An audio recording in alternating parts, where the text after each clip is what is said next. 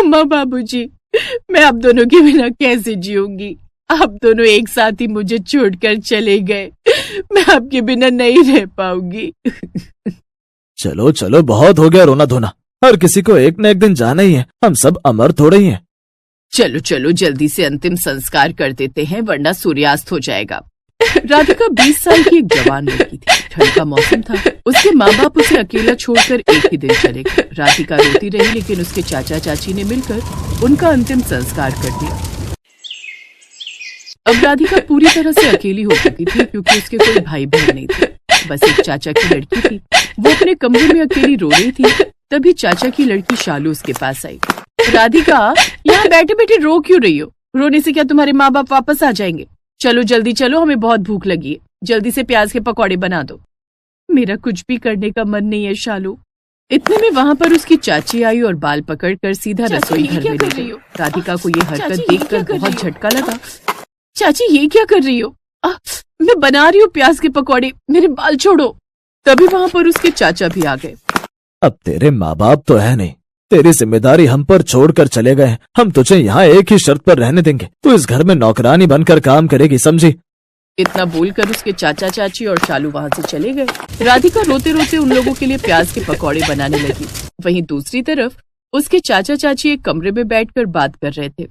पहली बार जिंदगी में आपने ढंग का काम किया है। सारी जमीन जायदाद और ये घर अपने नाम करवा लिया, फिर राधिका के माँ बाप को रास्ते से ही हटवा दिया। अरे धीरे धीरे बोलो, दीवारों के भी कान होते हैं। अगर किसी ने सुन लिया कि मैंने ही अपने भैया भाभी को मरवाया है तो हम कहीं के नहीं रहेंगे। और वैसे भी प्याज इस समय बहुत महंगा हो गया है, हम अमीर बन जाएंगे। थोड़ी देर बाद राधिका सबके लिए प्याज के पकौड़े बनाकर ले आई, क्योंकि पूरे घर में सिर्फ प्याज ही प्याज था। उनके खेतों में सिर्फ प्याज की खेती होती थी। अगले दिन उनके खेतों में ढेर सारे प्याज हुए, जिसे बेचकर वे खूब पैसे वाले हो गए। हालांकि धनवान तो वो लोग पहले से ही थे। अब हर वक्त वो लोग राधिका से कभी प्याज के पकौड़े और उसे कुछ भी खाने को नहीं देते थे। वो सिर्फ बोरे से प्याज निकालकर कच्चा ही खाया करती थी। एक रात वो यही सब सोचकर रो रही थी। अम्मा बाबूजी, आप लोग क्यों मुझे छोड़कर चले गए? मुझे भी अपने साथ ले चलते। यहाँ तो मेरे साथ दुश्मनों जैसा बर्ताव किया जा रहा है। पहले तो चाचा चाची बहुत सीधे थे, पर अब आप लोगों के जाने के बाद पता नहीं इन लोगों को क्या हो गया। यही सब सोचते सोचते राधिका को नींद आ गई और वो सो गई। उसके सपने में उसके माँ बाप आए।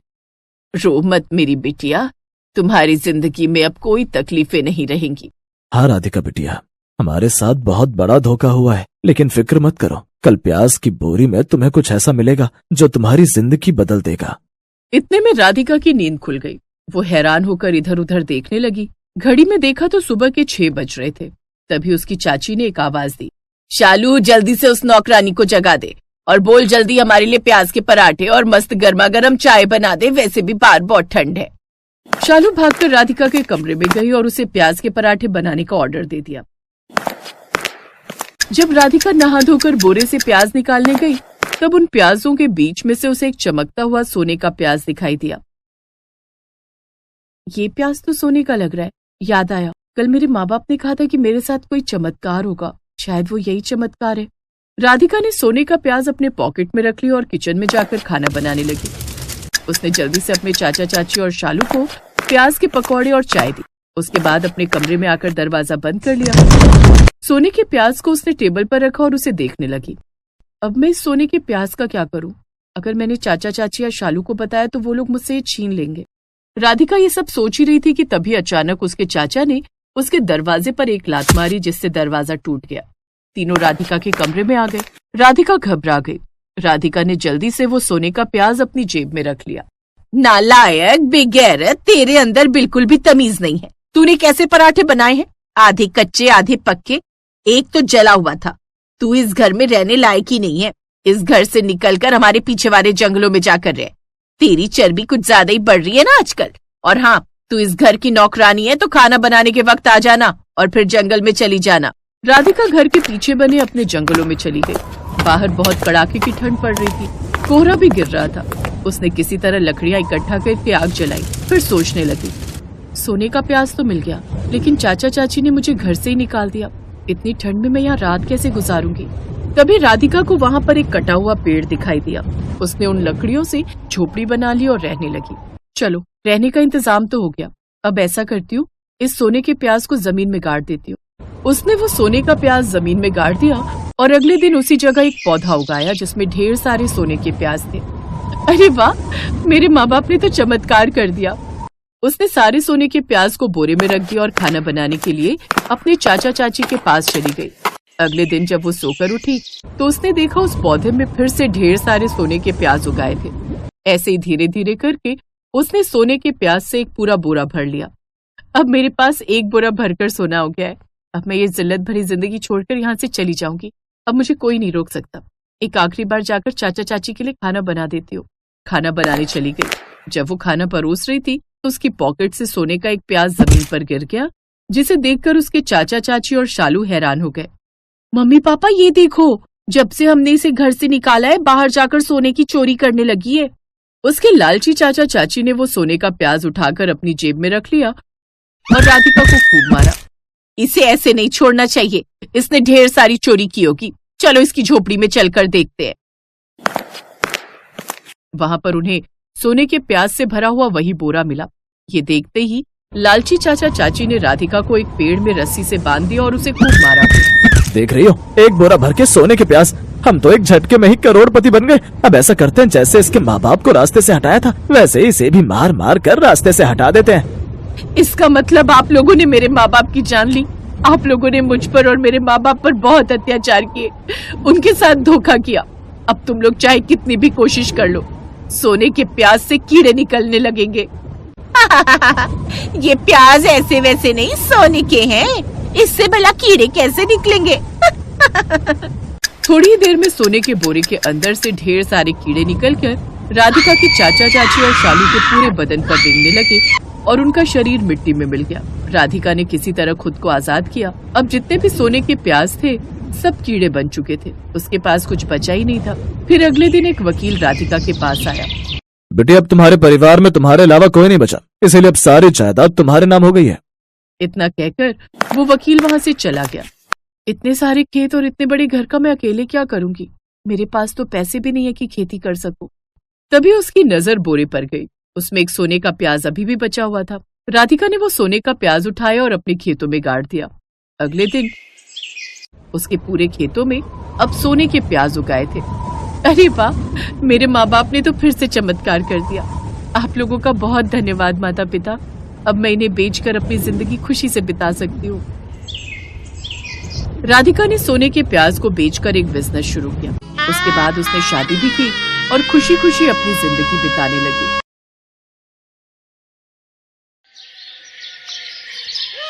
पता नहीं हमारे ही नसीब खराब थे जो तुम्हारे जैसी बहू हमारे पल्ले पड़ गई। किसी काम का खाना नहीं बनाना आता। रोटी देखो टेढ़ी मेढ़ी और दाल है तो बिल्कुल नमक मिर्च मसाले हैं ही नहीं। लोग कहते हैं नई बहू आए तो बढ़िया बढ़िया पकवान खाने को मिलेंगे, पर यहाँ ऐसा कुछ नहीं है। माँ जी, मैं दूसरी रोटी बनाकर लाती हूँ। पता नहीं मैं इतनी कोशिश करती हूँ फिर भी बढ़िया खाना नहीं बना पाती। और बिमला कैसी हो? अच्छा, बहू से सेवा करवा रही हो। आओ सरला, ठीक हूँ मैं, बस जिंदगी कट रही है। क्यों, क्या हुआ? तुम ऐसे क्यों बोल रही? बोलू ना तो और क्या करूं? ये देखो रोटी बहू ने बनाई है, किसी काम का खाना नहीं बनाती है। ये क्या, इसे देखकर तो लग रहा है बहू ने रोटी नहीं कोई नक्शा बना दिया है। किसी दिन तुम मेरे घर आना, मैं दिखाऊंगी। मेरी बहू बहुत ही बढ़िया खाना बनाती है, ऐसा खाना कि उंगलियां चाटते रह जाओ। तुम्हारा पेट भर जाएगा पर मन नहीं भरेगा। अच्छा, फिर तो बढ़िया है। अगर घर में बहू अच्छी आ जाए तो समझो घर स्वर्ग बन जाता है। गौरी सास की बातों को सुनकर कमरे में आ जाती है और फूट फूट कर रोने लगती है। रोते रोते उसकी आंख लग जाती है। गौरी मेरी बच्ची, तूने मुझे याद किया? देख मैं तुझे मिलने आ गई। माँ, मैं आपको बहुत याद कर रही थी। मुझसे मेरी बच्ची का दुख नहीं देखा गया, इसलिए मुझे आना पड़ा। माँ, मुझे आपकी जरूरत है। मैं जितनी मर्जी कोशिश कर लूं, मैं वैसा खाना नहीं बना पाती जैसा सासू माँ चाहती है। मैं क्या करूँ माँ? मैं तुम्हें एक जादुई मंत्र बताती हूँ। तुम खाना बनाने से पहले 3 बार इस मंत्र को बोलना। तुम्हारे सामने बढ़िया और स्वादिष्ट खाना बनकर तैयार हो जाएगा। लेकिन तुम्हें एक बात याद रखनी होगी, अगर इस मंत्र को तुम्हारे अलावा किसी और को पता चला तो इस मंत्र का जादू खत्म हो जाएगा और जिसको खाना बनाना आता होगा वो खाना बनाना भूल जाएगा। माँ, मैं इस बात का हमेशा ध्यान रखूंगी कि मैं ये मंत्र किसी को ना बताऊं। गौरी मंत्र को मिलने के बाद खुश हो जाती है। तभी एक तेज आवाज से उसका सपना टूट जाता है। गौरी बहू, आज रात का खाना बनाना है या हम सब ऐसे ही भूखे ही रहेंगे? तेरे ससुर जी और केशव के आने का समय हो रहा है। माँ ने सपने में जो मंत्र बताया है, मैं उसी मंत्र को पढ़कर आज खाना बनाऊंगी। गौरी सास की आवाज सुनकर रसोई में जाती है और 3 बार उस मंत्र को बोलती है। माँ के मंत्र का ताना बाना बन जाए मेरा जादुई खाना। माँ के मंत्र का ताना बाना बन जाए मेरा जादुई खाना। माँ के मंत्र का ताना बाना बन जाए मेरा जादुई खाना। गौरी जैसे ही 3 बार मंत्र बोलती है, उसके सामने स्वादिष्ट और बढ़िया खाना बनकर तैयार हो जाता है, जिसे देखकर वो बहुत खुश होती है। गौरी अपने सास, ससुर और केशव को खाना परोसती है। उस दिन उसकी सास खाने की बहुत तारीफ करती है। गौरी, आज सूरज किधर से निकल आया? तुमने इतना स्वादिष्ट और बढ़िया खाना बना लिया, मुझे तो यकीन ही नहीं हो रहा।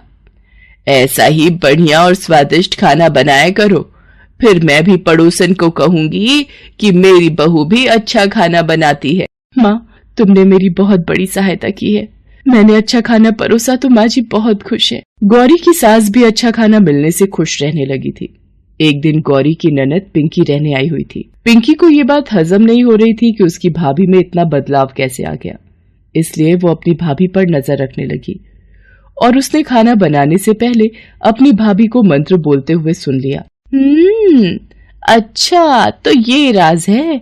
इस मंत्र को 3 बार बोलते ही खाना बनकर तैयार हो जाता है।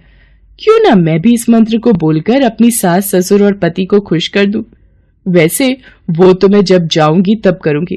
अभी क्यों ना 1 कप चाय बनाकर देख लूं। माँ को भी दूंगी इस जादुई मंत्र की चाय। अरे, ये मंत्र बोलने के बाद तो चाय बनकर तैयार ही नहीं हुई। ऐसा कैसे हो सकता है? भाभी ने जब इस मंत्र को बोला था तो खाना बनकर तैयार हो गया था। जरूर मेरी आंखों का धोखा होगा। इतनी देर में तो मैं खुद ही चाय बना लूंगी। अरे, चाय कैसे बनाते हैं? मुझे याद क्यों नहीं आ रहा? मुझे तो कुछ भी याद नहीं आ रहा। दाल, चावल, रोटी, ये सब कैसे बनता है? कहीं इस मंत्र की वजह से मैं खाना बनाना तो नहीं भूल गई? पिंकी फूट फूट कर रोने लगती है। इतनी देर में माँ और गौरी भी रसोई में आ जाती हैं। पिंकी, क्या हुआ? तू रसोई में खड़ी रो क्यों रही है? कुछ चाहिए था तो गौरी को बोल देती। कहीं कोई चोट भी दिखाई नहीं दे रही, फिर रो क्यों रही है? क्या हुआ दीदी, आप रो क्यों रहे हो? आपको कुछ चाहिए तो मैं बना देती हूँ, आप मुझे बोलो। भाभी, मुझे माफ कर दो, मुझसे बहुत बड़ी भूल हो गई। मैंने आपके जादुई मंत्र को सुन लिया था और उसे बोलकर मैं रसोई में चाय बनाने लगी, पर मुझे खाना बनाना याद नहीं आ रहा। मुझे लग रहा है मैं खाना बनाना भूल गई हूँ। जादुई मंत्र, जादुई खाना, मैं कुछ समझ नहीं पा रही हूँ, ये सब क्या हो रहा है? माँ जी, मैं आपको सब बताती हूँ। गौरी अपनी सास को सारी सच्चाई बताती है, जिसे सुनकर उसकी सास की आंखों में आंसू आ जाते हैं। सारी गलती मेरी ही है। अगर मैं गौरी को माँ की तरह प्यार देती और खाना बनाना सिखाती तो शायद आज ये सब नहीं होता। मुझे माफ कर दो गौरी बहू। गौरी भाभी, मुझे माफ कर दो, मुझे अपनी भूल का पछतावा है। गौरी, अब तुम्हें इस मंत्र की कोई जरूरत नहीं। तुम्हें मेरी तरह प्यार करने वाली इतनी अच्छी सास जो मिली है। अपने घर में हमेशा खुश रहना। मेरा आशीर्वाद हमेशा तुम्हारे साथ है। पिंकी को भी सब कुछ याद आ जाता है। कुछ ही दिनों में गौरी भी अपनी सास से बहुत अच्छा और बढ़िया खाना बनाना सीख जाती है। हेलो दोस्तों, कैसे हैं आप सब? हमारी कहानियाँ देखने के लिए हमारे चैनल को सब्सक्राइब कीजिए और हाँ, बेल आइकॉन पर क्लिक करना मत भूलिएगा।